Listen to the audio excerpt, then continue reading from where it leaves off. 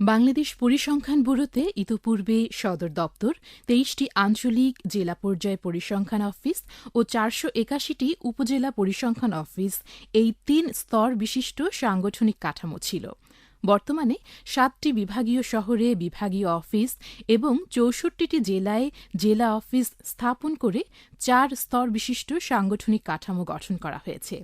বিভাগীয় পর্যায়ে ৭টি বিভাগে বিভাগীয় কার্যালয়ে যুগ্ম পরিচালকের পদসহ বিভিন্ন পর্যায়ে প্রতিটি বিভাগে ১৩টি পদ সৃষ্টি করা হয়েছে।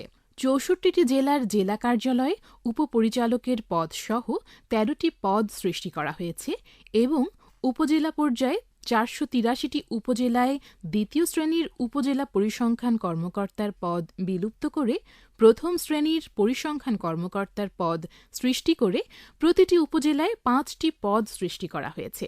এর মাধ্যমে বাংলাদেশ পরিসংখ্যান ব্যুরোতে ৪ স্তর বিশিষ্ট সাংগঠনিক কাঠামো স্থাপনের কাজ শেষ পর্যায়ে আছে।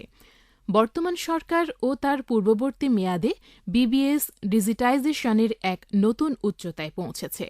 পরিসংখ্যান ও তথ্য ব্যবস্থাপনা বিভাগের সুচারু নির্দেশনা এবং বিবিএস এর কর্মপরিকল্পনার পুরোটা জুড়েই নতুন টেকনোলজি এবং যথাযথ ব্যবহার এক আলাদা গুরুত্ব পেয়ে আসছে।